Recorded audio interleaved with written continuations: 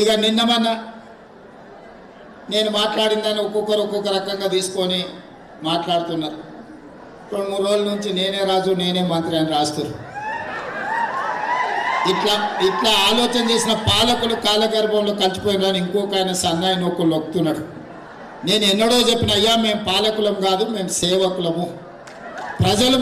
ప్రజలకు సేవ చేయడానికి వాళ్ళు ఒక అవకాశం ఇచ్చిండ్రు. ఎప్పుడూ నేను అది గుర్తుపెట్టుకుంటా. పాలకుడిగా ఎప్పుడూ నేను ప్రవర్తించలేదు. నేను సేవకుడిగా నా బాధ్యతలను నిర్వహిస్తున్నా, బాధ్యతాయుతంగా నిర్వహించాలి. ఏ వర్గాలైతే నాకు ఈ హోదా ఇచ్చిండ్రో ఆ వర్గాలకు తిరిగి సేవ చెయ్యాలనే ఉద్దేశంతోనే ఈరోజు గిరిజనులు కానీ దళితులు కానీ 40 సంవత్సరాల మాదిగా ఉపకులాల సమస్య జటిలమైతే ఆ సమస్యను పరిష్కరించి వర్గీకరణ చేసి ఈరోజు ఆ వర్గాలకు ఏ వర్గాలైతే నన్ను ఆశీర్వదించారో ఈరోజు ఆ వర్గాలకు మేలు చేసిన మన బుడుగ జంగాలకు సంబంధించిన వాళ్ళు ఈసారి మాకు ఎంబీబీఎస్లో సీట్లు వచ్చినాయి, మన ప్రభుత్వంలో ఉద్యోగాలు వచ్చినాయి, మా లక్ష్మణ్ తీసుకొచ్చి కల్పిస్తే నేను చేసిన పని ఈ పేదలకు చేరుతుందని ఒక సంతృప్తి నాకు కలిగింది.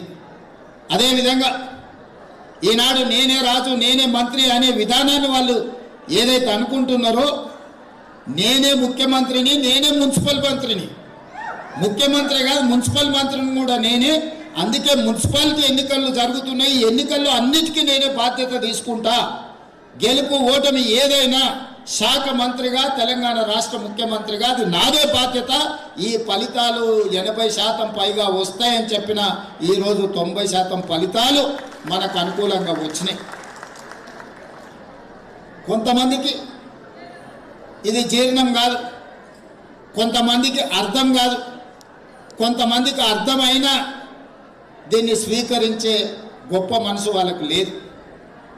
ఎందుకంటే వాళ్ళు ఎంతసేపు ఉన్నా వాళ్ళు పేదోళ్ళు, మేము పాలించడానికే పుట్టాము, మాదిగోళ్ళు చెప్పులు కుట్టుకోవాలి, ఇంకొకటి చేపలు పట్టుకోవాలి, ఇంకొకడు పందులను పెంచుకోవాలి, ఇంకొకడు గొర్రెల్ని మేకల్ని పెంచుకోవాలి అని వాళ్ళకి ఆ పథకాలు ఇస్తాం.